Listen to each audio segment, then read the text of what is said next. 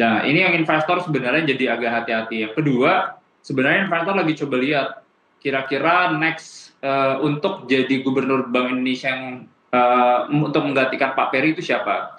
Karena message-nya satu gitu ya, bahwa ini kandidatnya harus teknokrat dan independen gitu ya. Itu message-nya akan lebih positif dibandingkan kalau seandainya ada afiliasi ke partai politik. Jadi itu lagi dicermatin. Sama yang ketiga.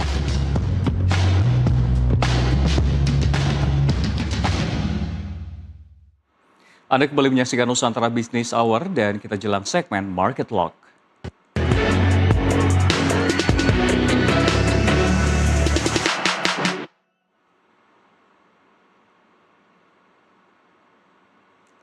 Ya, pemirsa, kita ulas terlebih dahulu posisi IHSG di sesi 1 atau sesi sebelumnya, di mana pada perdagangan sesi 1 tadi siang ditutup melemah sebesar 37 poin atau terdepresiasi 0,6% ke level 6.093,59.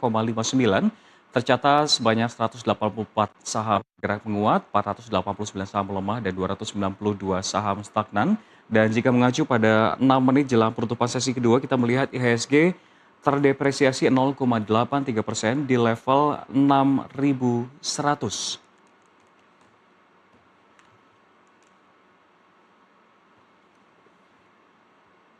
Dan dalam update IHSG kali ini kami akan membahasnya bersama dengan Nico Lawrence, Head of Research Panin Sekuritas. Ya, Mas Nico, selamat sore. Kalau kita mengacu terhadap tren yang terjadi, ini kan media asing sebetulnya mengatakan bahwa pasar saham domestik disebut-sebut dalam tren bull market sendiri, dan kalau kita melihat selama 2 hari terakhir, baik kemarin hingga sampai saat ini justru memang mengalami koreksi walaupun tipis. Bagaimana tanggapan Anda? Iya, sebenarnya kalau kita melihat dari positioning yang sekarang itu sebenarnya ada beberapa concern terkait dengan makro sama domestiknya, Mas. Jadi pertama kalau di makronya yang investor lagi coba cermatin ini kan adalah pertemuannya The Fed. Kemungkinan The Fed sih sebenarnya arahnya suku bunganya harusnya dijaga, di-maintain. Cuman tetap ada probability bahwa suku bunga bisa dinaikin.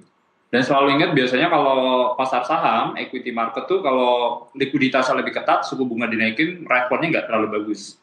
Kedua, sebenarnya investor juga lagi cermatin tensi geopolitik karena so far belum ada kesepakatan antara US dan juga Iran. Walaupun terlepas dari US tidak melakukan serangan ya dalam beberapa hari ini, cuma belum ada kesepakatan, itu investor masih lumayan worried ya karena harga minyak ini masih di level yang cukup mengkhawatirkan ya. Kalau kita lihat kan dampaknya negatif buat Indonesia, khususnya karena Indonesia adalah net importir minyak, kita 900.000 barrels per satu hari itu ambilnya dari luar, jadi itu pasti negatif, buat kita punya fiskal juga negatif, buat kita punya inflasi juga negatif. Nah, cuman investor yang kalau dari domestik tuh lagi coba cermatin beberapa hal. Pertama adalah laporan keuangan. Karena kan kalau kita lihat laporan keuangan yang udah rilis so far, itu ngasih sense bahwa kayaknya ekonomi ini tuh belum yang bagus-bagus banget gitu ya. Kayak contohnya jadi benchmark itu adalah Bank Mandiri yang terakhir gitu ya. Ekspektasinya bahwa ternyata permintaan di level retail kredit itu belum terlalu bagus. Liquidity juga relatif lebih ketat. Nah, ini yang investor sebenarnya jadi agak hati-hati. Yang kedua, sebenarnya investor lagi coba lihat kira-kira next untuk jadi gubernur Bank Indonesia yang untuk menggantikan Pak Peri itu siapa? Karena message-nya satu gitu ya, bahwa ini kandidatnya harus teknokrat dan independen gitu ya. Itu message-nya akan lebih positif dibandingkan kalau seandainya ada afiliasi ke partai politik. Jadi itu lagi dicermatin. Sama yang ketiga, sebenarnya udah kelihatan bahwa kekhawatiran terkait dengan independensi Bank Indonesia ini, Bank Sentral, itu udah kelihatan dari pergerakan nilai tukar gitu. Karena nilai tukar tuh sempat bagus 17.800 ya. Cuma recently itu udah 18.000-an, 18.100. Jadi itu yang juga nge-trigger sebenarnya asing keluar dalam beberapa hari terakhir, Mas. Ya, itu tadi kalau kita melihat sejumlah sentimen-sentimen. Namun kalau kita melihat mungkin secara harian untuk net em, foreign buy-nya ini sendiri seperti apa? Karena kan kalau kita mengacu pada sesi 1 saja tadi itu mencatat di 9,17 triliun. Anda melihat tren ini seperti apa sebetulnya? Iya, kalau dari sisi foreign buy ini sebenarnya masih mix ya. Relatif terlepas dari hari ini ada foreign buy yang lumayan signifikan sih ya, khususnya di pasar negosiasi. Cuma pasar regulernya kita belum melihat dari sisi sustainability. Nah, foreign itu sebenarnya faktornya banyak gitu ya. Pertama, foreign masuk ke pasar Indonesia itu bisa yang kita bilang namanya adalah tactical rebalancing. ketika kayak contohnya saham-saham yang tech dan semiconductor lagi nggak terlalu bagus, kayak kita contohnya lihat Nasdaq dalam beberapa hari terakhir itu koreksi. Kalau kita lihat dari Kospi itu juga koreksi dan cukup dalam. Pertanyaan adalah apakah investor melakukan asset rotation atau enggak? Sebelumnya sempat terlihat ada asset rotation karena kalau kita lihat di minggu lalu hari Kamis itu ada foreign flow. Jadi saham tech semiconductor itu turun, di Indonesia ada flow gitu. Karena proksinya beda nih. Orang kalau ngeliat namanya fund manager, ngeliat Indonesia tuh proksinya adalah menjadi value stock gitu ya. Dia tipikal cyclical stock, tipikal commodity stock gitu ya. Beda sama negara-negara lain kayak contohnya US, Taiwan, Korea yang dikategorikan sebagai growth stock. Growth stock tuh artinya adalah ini saham-saham yang sebenarnya tumbuhnya tinggi, significance gitu ya, dan mereka punya exposure ke cycle yang sekarang itu adalah cycle di teknologi, semiconductor, data center, nah jadi seperti itu. Nah, jadi ada kelihatan sedikit rotasi, cuma ternyata nggak sustain ya, karena kalau kita lihat kemarinnya lagi, itu asingnya masih jualan terus gitu, jadi asing nih akan coba liatin sebenarnya moodnya akan seperti apa buat Indonesia, karena so far laporan keuangan itu belum menunjukkan hasil yang cukup positif ya atau cukup kuat untuk attract dari sisi foreign ke Indonesia. Dan satu yang paling penting itu sebenarnya adalah movement dan nilai tukar.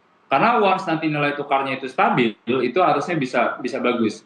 Karena sebenarnya gini sih Mas, kalau kita ngeliatin dari yang proxy buat nilai tukar tuh banyak.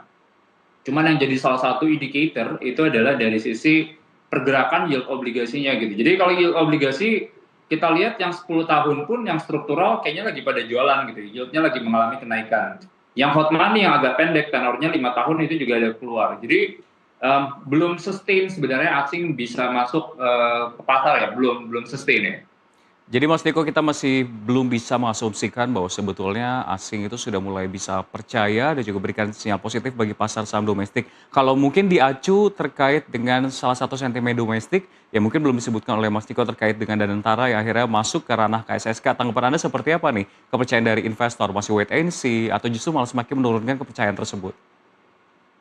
Iya, komisi stability ini yang sebenarnya kita juga lagi coba cermatin ya, maksudnya sejauh mana Danantara akan terlibat dalam komite stability ya sebenarnya, karena ranahnya ini kan agak sedikit berbeda ya, fungsi Danantara yang awalnya sebenarnya tipikalnya adalah menjadi konsolidasi BUMN, dia manage menjadi sovereign wealth fund, cuman involve juga dari sisi stability ya, which kalau dari point of view kita melihatnya sedikit berbeda gitu, karena kalau kita ngomongin dari sisi tadi Danantara gitu kan, sebenarnya engine growth itu kadang sebenarnya bisa kita bilang kan kayak mobil tuh analoginya dia seperti gas gitu. Kalau kita ngomongin dari sisi komisi stability itu adalah dia lebih kategorinya lebih kayak dari sisi rem.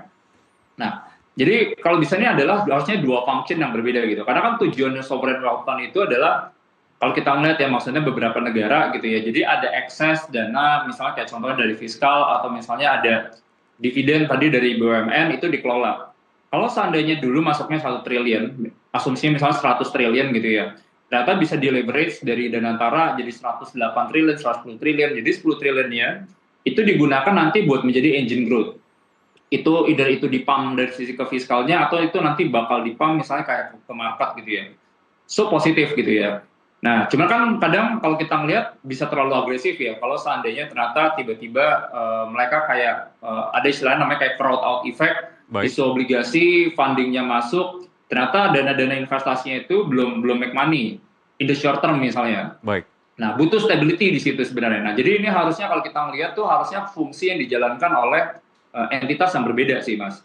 Ya, cuman kita akan cermati ya sebenarnya apakah di sini Danantara menjadi decision maker, pengambil keputusan, atau sebenarnya Danantara di sini hanya menjadi monitoring. Nah, Baik. itu yang kita sebenarnya lagi coba lihat arahnya seperti apa ya. Mas Niko, kita akan lihat sejenak posisi IHSG di sesi kedua di pertemuan kali ini dan berikut datanya untuk Anda. Tidak terlalu jauh dibandingkan sesi pertama, kali ini kita melihat pertumbuhan terdepresiasi 0,64% di level 6.091. Dan Mas Niko, kalau kita melihat mungkin untuk jangka pendek atau secara pekan ini seperti apa untuk level yang patut diuji IHSG ke depannya untuk level support atau resisten, apakah akan menyentuhkan 6 ribuan, Mas Niko? Iya, support 6.000 itu menjadi support yang krusial ya. Jadi ini support yang psikologis plus support yang kita lihat juga cukup long term karena kemarin kita juga susah ya buat ngejebol support 6.000 ini ya. Nah, cuman yang beberapa hal yang kita lihat sih sebenarnya secara mood, at least in the short term, kita belum melihat banyak katalis positif untuk IHSG-nya. Ada beberapa dari makro factor yang kita tadi udah state juga, masalah suku bunga lagi coba diliatin. Kalau kita ngelihat dari tensi juga kita lagi coba liatin, karena kalau kita ngelihat dari global pun, itu appetite risiko itu lagi nggak terlalu bagus. Kelihatan kayak contohnya kemarin dari yield obligasi di beberapa negara tuh lagi naik. Ngasih sense bahwa mereka pun pegang obligasi jadi takut karena ada risiko gagal bayar. Kemarin kalau kita lihat data private credit fundraising, angkanya juga nggak terlalu bagus. Kalau kita ngelihat kayak contohnya dari sisi default risk, gagal bayar di beberapa negara, itu juga lagi meningkat.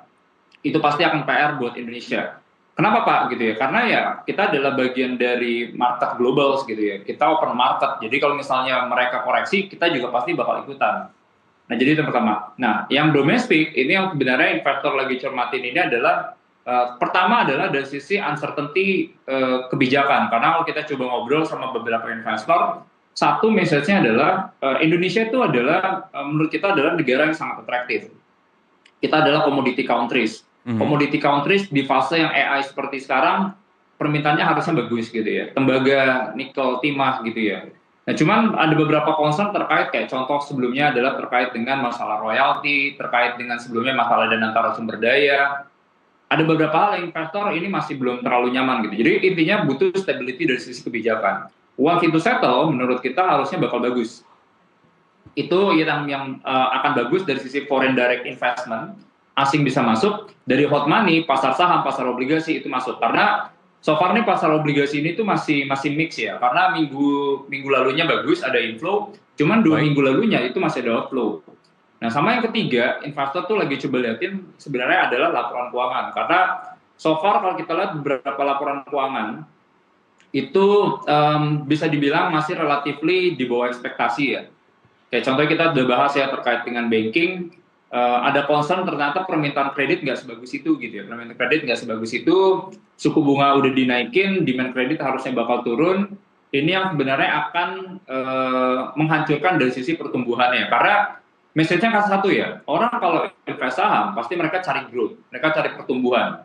Ketika pertumbuhannya nggak di situ, ketika ekspektasi yang labanya pertumbuhan ekonomi 8%, ternyata delivery-nya cuma 5%, miss expectation gitu. Jadi punishment-nya akan dalam, ISG-nya akan kena gitu. Jadi walaupun kita tahu nih bahwa secara struktural suku bunga ini nggak akan langsung kelihatan dalam jangka pendek, akan kelihatan nanti dalam jangka panjang gitu. Cuma kalau misalnya itu udah harusnya belum kelihatan, cuma ternyata kuartal 2 pertumbuhan laba ekonomi lebih jelek dibandingkan kuartal 1. Nah ini jadi sinyal bahwa investor harusnya akan sedikit menghindari taruh dananya di Indonesia Mas. Baik Mas Niko, tentunya kita masih menantikan seperti apa sentimen-sentimen dan juga katalis yang bisa mendompleng IHSG ke depannya. Sekali lagi terima kasih telah bergabung bersama kami, Nico Lawrence, Head of Research Panin Sekuritas. Sehat dan sukses selalu. Terima kasih. Dan pemirsa, informasi tadi menutup Nusantara Business Hour. Bisnis bukan sekedar tentang keuntungan, namun juga membangun nilai, menciptakan dampak, dan bertumbuh bersama menuju masa depan yang lebih baik. Saya Rian Antono.